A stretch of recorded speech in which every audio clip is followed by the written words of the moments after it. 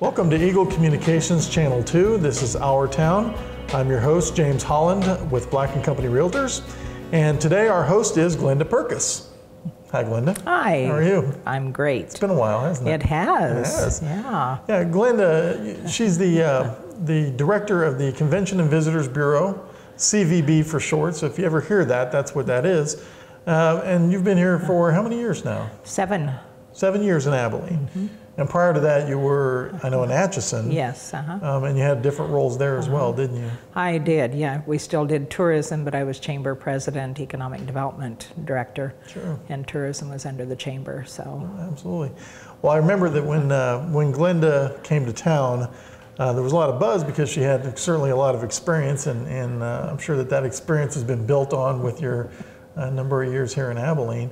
But for those who do not know what the CVB, the chamber, or not the chamber, but the Convention and Visitors Bureau, that's a whole other discussion. The Convention and Visitors Bureau does, kind of give the viewer just kind of a synopsis of what that is. I would love to. You know, we do more than hand out maps and brochures. However, that is a very important part of the CVB. We operate a visitor information center that is state sanctioned. Not state subsidized, but state sanctioned. That means that they print us on all their maps, and we have highway signage saying that people can stop here and get visitor information. We operate a trolley. We have historic Abilene trolley tours. Our main focus for the CVB staff is to market Abilene and attract visitors from outside of Abilene to come into town and spend their money, spend the night, and enjoy their stay. Sure, sure.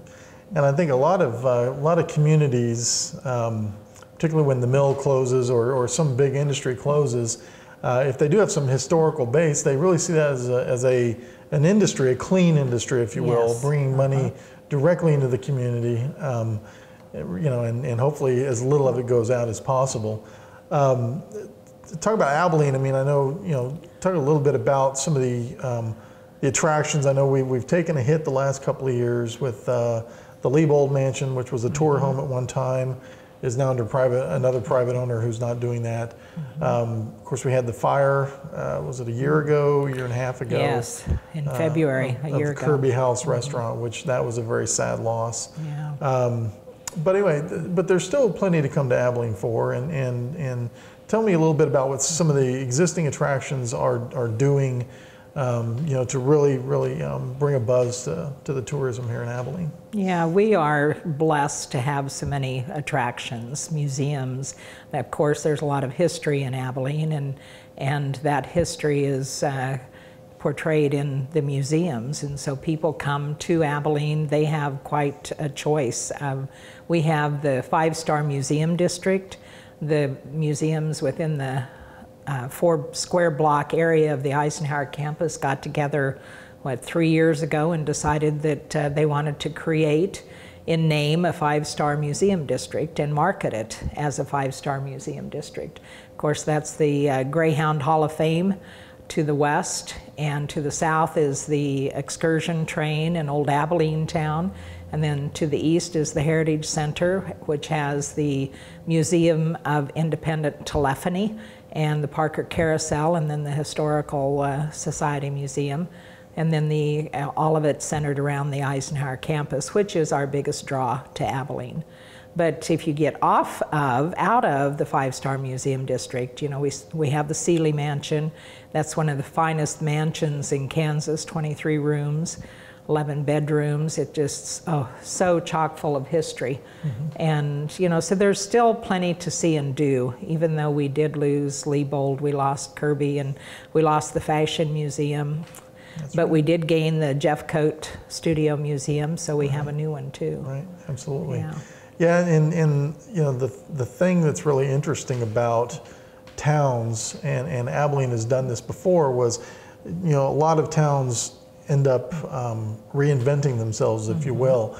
And of course, early on, we had a reinvention of Abilene from, the rough and tumble cattle drive days to what then ushered in the presidential time period.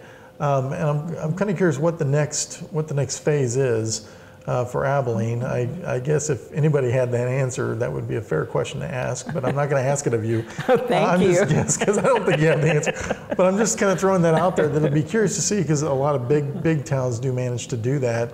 But even some of our existing attractions seem to be doing things to reinvent themselves. Oh, absolutely. The Eisenhower might be a good example. Yes. So talk a little bit about Yeah. what they've done under their current leadership. Oh my goodness, they've made a lot of changes down there, positive changes.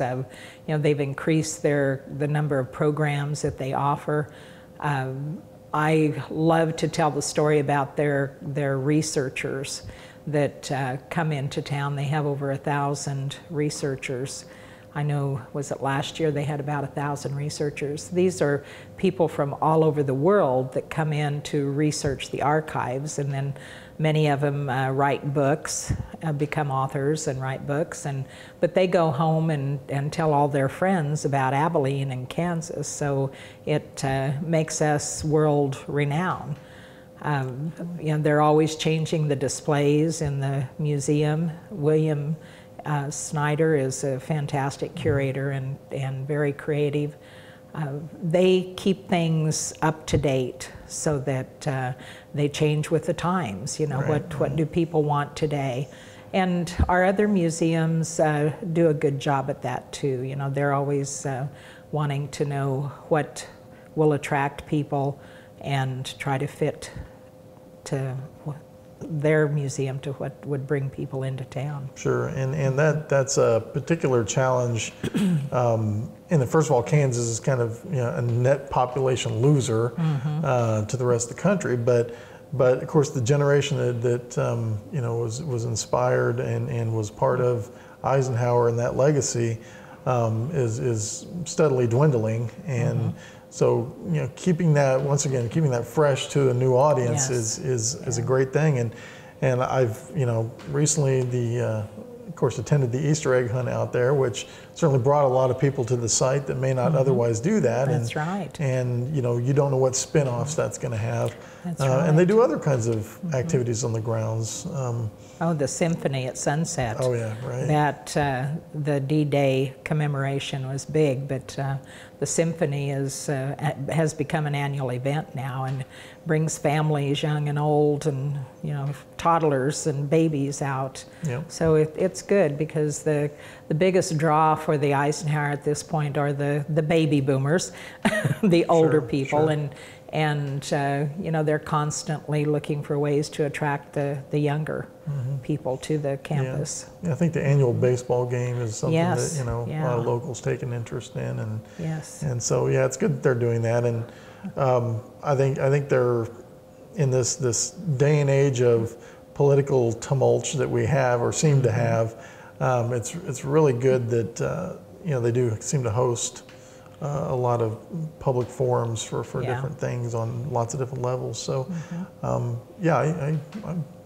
it's been pretty neat to see that. You can't just open your doors and hope they'll come. You have to create the environment that will attract them into your place of business, whether it's a museum or a retail business.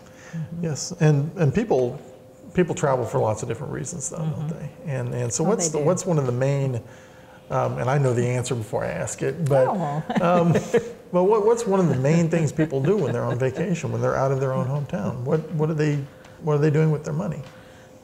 Well, hopefully spending it in Abilene. Exactly, they're shopping, aren't they? They're shopping, right? Yeah.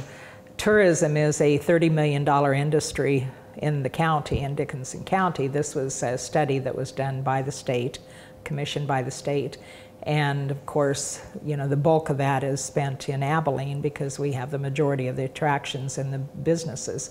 But out of the different sectors of the tourism economy, shopping always rates number one. 80% of tourists will shop. They love to shop. And Abilene we're prime in the area of shopping because we have antiques, we have what I call artisan stores, stores that local artists, whether you're a jewelry maker or a candle maker, they produce their own product, and tourists love that. They love to come in and shop in Abilene. So shopping is at the top of the list. Yeah. So do you think that's part of Abilene that's been consistently strong, or is it growing, or because I know that seems to be the direction tourism has been going for probably the last 15, 20 years. Yes. Is the emphasis on the artisan and unique gifts and that sort of thing. How does Abilene, in your opinion, how are we doing? I mean, it's not a knock on any business out there or kudos on any business, but as a whole, how are we doing in that area? I think and in talking to the businesses, I think we're doing well. I think there's always room for improvement. You know, we've been to tourist towns that the streets are packed all the time, and we're not there yet. But overall, you know, I think we're doing good. We could do better. We would love to see more stores downtown, specialty shops downtown.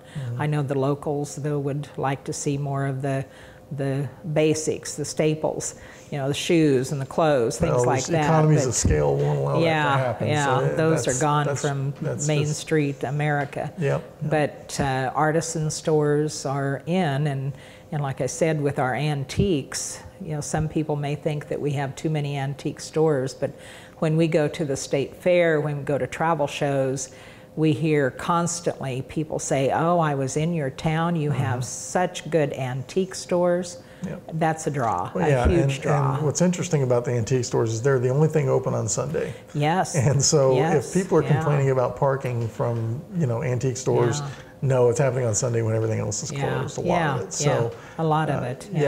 We do have a couple of retail stores that are open on Sundays, and you know, they get it. They know that tourists travel on weekends, and so the antique stores are open 7 days a week, and we've got 2 retail stores that are open, well, one 6 days a week, but yeah, they're there for the tourists. Right.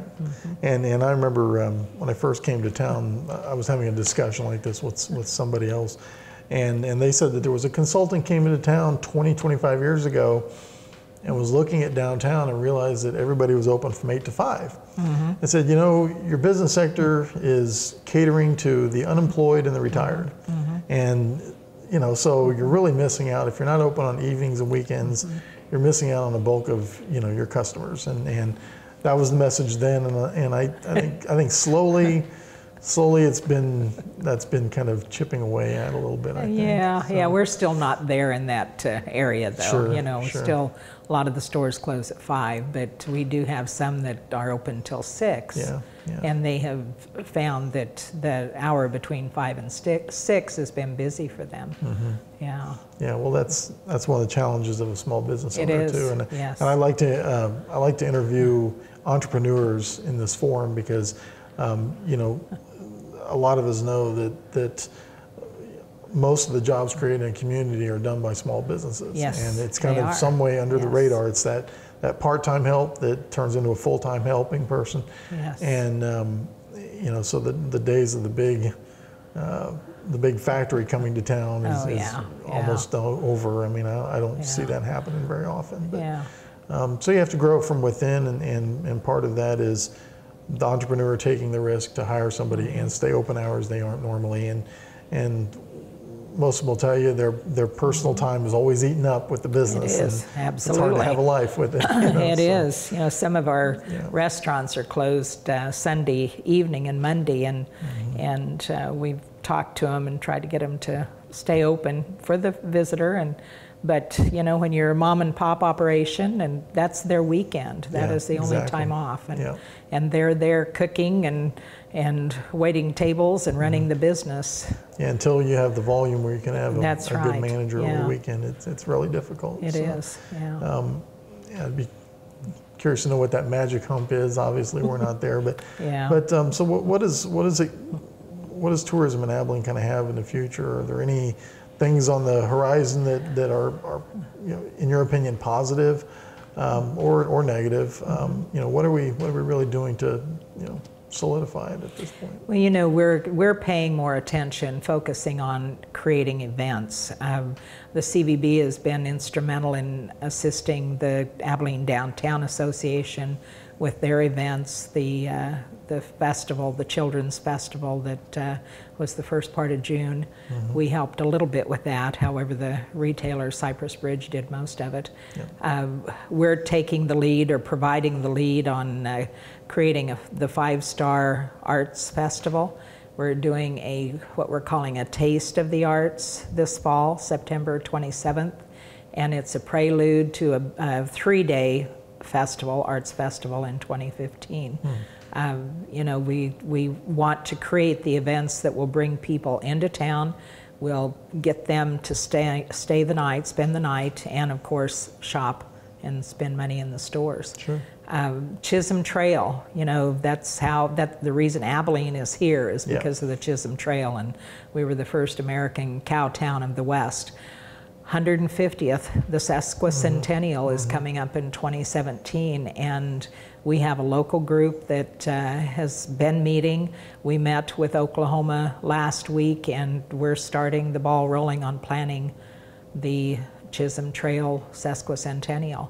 As far as tourism goes, and a permanent outcome of the celebration, we hope to have some sort of Chisholm Trail interpretive center. You know, we don't know how that will look at this point, but we're the end of the trail, and you know, it stopped here. The cattle stopped right here. And I'll tell you what, one of the first things I noticed when I came to town is, I mean, just to kind of get my feel for things, I wandered the streets, and I doubt anybody even knows where the marker is for the end.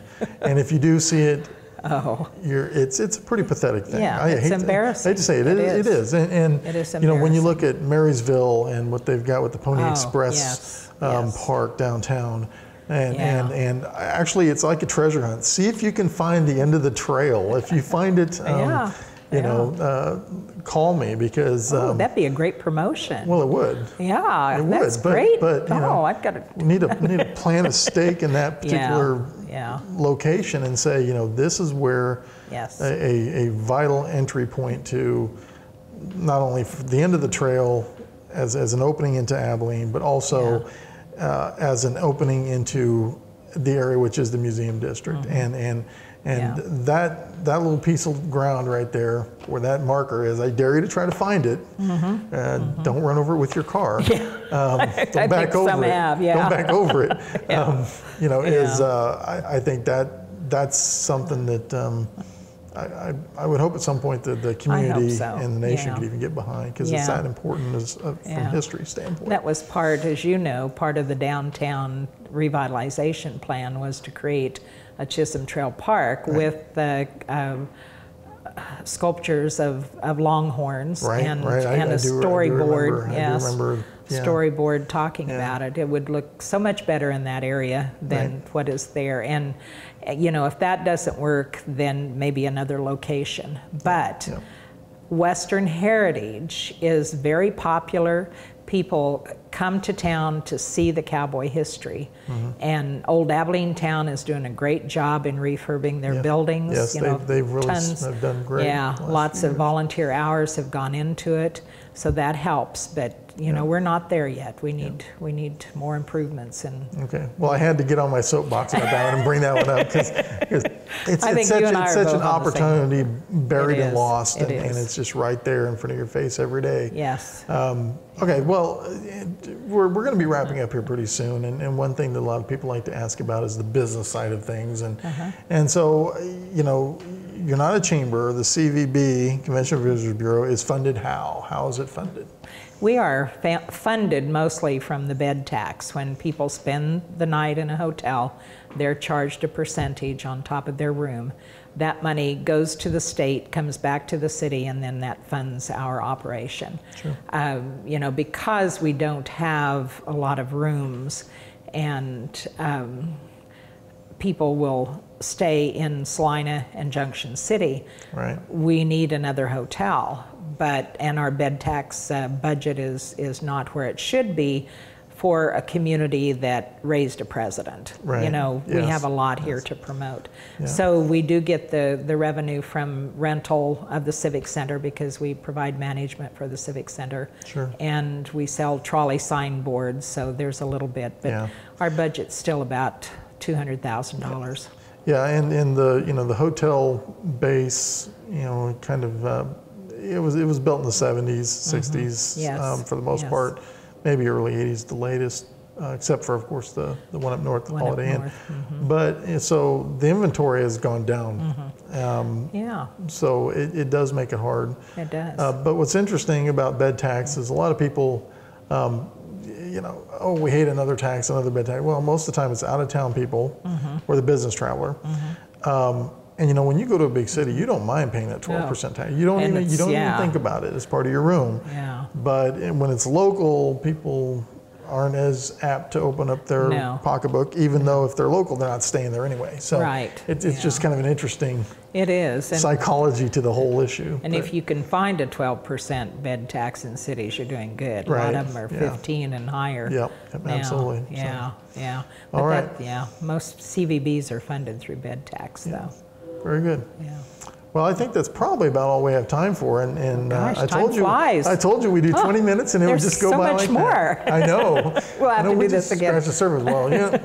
Well, there's a little coffee shop around here. We're going to add to our sales tax a little bit, and we're going to go There talk you about go. these things a little more. So, anyway, Glenda, it was glad to see you. Good to see you too. And keep up the good work. And Thank you. And you know, do what you do. Yes, right? I enjoy doing it. Absolutely. you wouldn't be in it this long That's again. right. That is right. Wonderful, wonderful. All right. Well, if you have a sense of voyeurism, that's because we were very comfortable talking about. There's a camera. Yeah, I know. About tourism today. So, just to wrap it up, you've been watching Our Town here in Abilene on Channel 2, Eagle Communications. I'm James Holland, your host, and we will see you next time. Thanks. Bye.